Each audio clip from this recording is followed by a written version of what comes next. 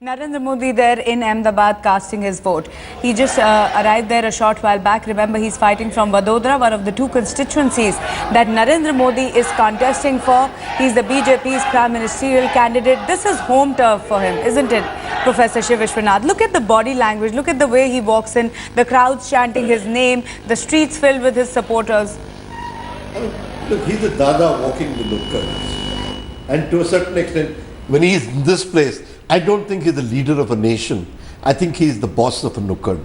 He walks like that. He sort of swells up. His body language is different. He's local. And I think that's what makes him respond in this way. I think here you can see the acclamation. You can see his familiarity. He could be inspecting the road rather than casting a vote. But clearly, in terms of the whole picturization, and that has been typical of Narendra Modi's campaign, everything has been structured to the last detail. So even this, his kind of body language which we saw in Varanasi, compare it to this. There he was almost humble and modest in the way he was approaching it. And here, like you said, owning the place. Yeah, his body language is a cameo role of its own. In fact, if you were to do a silent movie with just the variations in body language, you could possibly identify each space he's in. I think it's so brilliantly staged. I think he might be our greatest designer politician. One final word. This is a vote that he's casting. Clearly, this vote hoping to be the Prime Minister, is it not? Significant than any other time that he's voted. Yeah, I think it's also a question of a marathon runner coming home. He knows he's almost home. And in a way, this is a kind of a little interlude of familiarity before he goes on to play the next great game. Okay, if we were to believe that he is indeed going to get those numbers. And Professor Shiv Vishwanath, as you give a commentary of what these pictures mean, I also want to bring to the fore that these tall claims being made by the BJP of a complete whitewash in Gujarat. But clearly these 26 seats will help them and put them in an extremely strong position. Yeah, I think that's the beginning. I think that's going to be the launching pad. I hope Congress does well enough to at least question these claims, because I think one has to look at the future of the political here. But I think when you watch these pictures, it's very clear. This is almost cinematic. I mean, he could be a Roman emperor inspecting his locality before he goes to another war. And to me, to a certain extent, it is this kind of visuality that has made this election. This is a very, very visual election.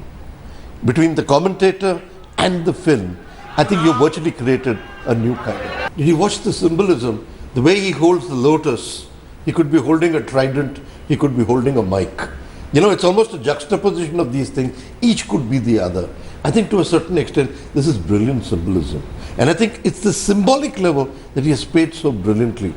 His words might stray a bit, but at the level, he's a grammarian and he's pulled it off brilliantly.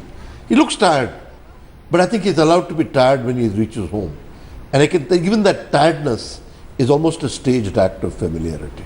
But tell me something, that he might be tired because his campaign has gone on for far longer than most of the others. Yeah. Look, there are two marathon runners. One is KCS in Telangana, one is Narendra Modi. Hats off to them in terms of the marathon run of their campaigns. One to achieve Telangana, the other to be PM. But I think beyond that, to a certain extent, you know when your body can relax. But do you also, I want to ask you, some of the recent statements that have been made by Narendra Modi, especially the one where he took on the Abdullahs. Do you see that as more prime ministerial in their approach, or is it still about a very venomous political fight? See, I think there was a few days when there was an epidemic of personalities. Everyone let go. Modi let go, Jaitley let go, Mamta let go. It's almost as if all of them were so restrained that for those 4 days they could spew any kind of adjective at each other. Abdullah was not much better. I mean, so it's a question of whether people are being sent to Pakistan or being condemned to the sea.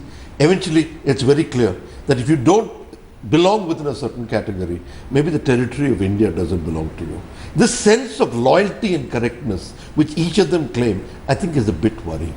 I want to ask you also this, in Gujarat, when we look at Gujarat in particular, it has been a bipolar contest. 305 candidates last time around outside the BJP Congress lost their deposit. Do you see this time with the Aam Aadmi Party effect, perhaps triangular in some areas, or there is no possibility? See, I think to call Gujarat bipolar is a bit unfair. I think there's a whole new generation which can't remember any kind of rule by the Congress. The Congress itself is a distant memory. So I think one has to be clear. While the Congress is a modicum of opposition, AAP, Congress really haven't dented, because to a certain extent he has forged a unified Gujarati imagination, at least for this political campaign. I wish it was bipolar, things would be more interesting. I wish it was triangular, things would be more exciting. But I don't think we've really pulled it off in Gujarat.